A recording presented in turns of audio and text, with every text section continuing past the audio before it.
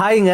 என்னடா தண்ணி காமிக்கிறோன்னு பார்க்குறீங்களா? ஆமாங்க. சுடு தண்ணி காய வச்சுக்கினேன். ஏன்னா கோழிக்கு குழம்பு வைக்கலாம் அப்படின்னு சொல்லிட்டு நம்ம வீட்டில் இருந்த 3 கோழிய குழம்பு வைக்கிறதுக்கெல்லாம் ரெடி பண்ணியாச்சுங்க.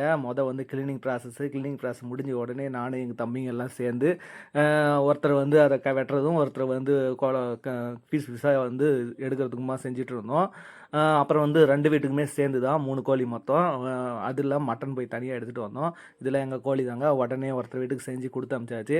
போனவொடனே எங்கள் வீட்டுக்காரம்மா ஸ்டார்ட் பண்ணிட்டாங்க. நாட்டுக்கோழி குழம்புனா அவ்வளோ டேஸ்ட்டாக இருக்கும். என்ன தான் நீ இது பண்ணியிருந்தாலும் நாட்டுக்கோழி குழம்பு டேஸ்ட் வராது. நம்ம வீட்டில் பூரி நாட்டுக்கோழி குழம்பு தான் தீபாவளி எதுவும் காலையில் பயங்கர டேஸ்ட்டாக இருக்குங்க. அப்படியே நாட்டுக்கோழி இந்த ஸ்ட்ரக்சரை பாருங்கள், அப்படி ஒரு டேஸ்ட்டாக இருக்கும். என்ன தான் கடையில் வாங்கினாலும் அந்த டேஸ்ட் வரவே வராது.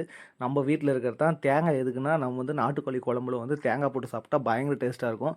யார் யாரெல்லாம் தேங்காய் போட்டு சாப்பிடுன்னு சொல்லி கமெண்ட்டில் காமிங்க. இந்த கலர் பாருங்கள், வெள்ளைக்கும் அந்த கலருக்கும் அப்படி ஒரு அழகாக இருக்குது. அப்படி ஒரு டேஸ்ட்டாக இருக்கும். சொல்ல சொல்ல நாக்கில் எனக்கே இன்னும் டெப்ட் ஆகுது சாப்பிட்ட எனக்கு. இதான் நம்ம கிச்சனு. தேங்காய் வந்து ஓரளவுக்கு எலசாகவும் இருக்கணும், கொஞ்சம் நார்மல் கண்டிஷனில் இருக்கணும். அந்த மாதிரி தேங்காய் யூஸ் பண்ணிங்க. பூரிக்கு எங்கள் வீட்டுக்காரம்மா வேலை செய்ய ஆரம்பிச்சிட்டாங்க.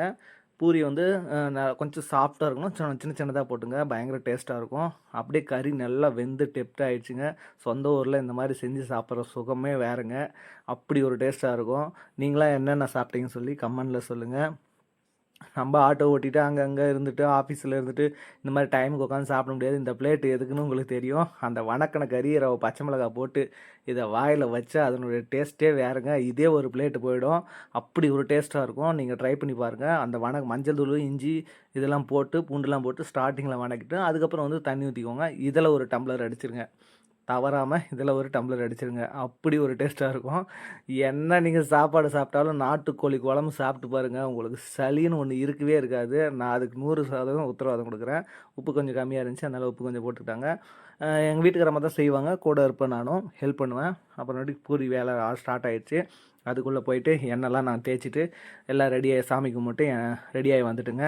அப்புறமேட்டுக்கு வந்தவுடனே இன்னும் என்ன குழம்பு ரெடி ஆகலைன்னு பார்த்தா இப்போ தான் கொதிச்சிட்ருக்கு அப்படின்னாங்க. வாங்கி ஒரு டம்ளர் ஒன்று குடிச்சிட்டு நேராக ப்ராசஸ் உட்காந்தாச்சுங்க. அவ்வளோதாங்க. இனிமேல் தீபாவளி இது தாங்க தீபாவளி. இதை சாப்பிட்டு நல்லா மரத்தடியில் எண்ணெய் தேய்ச்சி குளிச்சுக்கிறதுக்கும் ஒரு தூக்கத்தை போட்டால் அப்படி ஒரு தூக்கமாக இருக்குங்க. அப்படியே தூங்கி எழுந்துட்டு அடுத்த வேலை என்னது, மீண்டும் பட்டாசு வெடிக்கிறதுக்கு மதிய சாப்பாடு சாப்பிட்றது தான். மதிய சாப்பாடு நாட்டுக்கோழியாக தான், சாதம் வறுவல் செஞ்சு சாப்பிட வேண்டியது தான். அந்த பூரிக்கும் அந்த குழம்புக்கும் வாயில் வைக்க போதுங்க. ப்ளீஸ் சப்ஸ்கிரைப் பண்ணுங்கள், ஷேர் பண்ணுங்கள், லைக்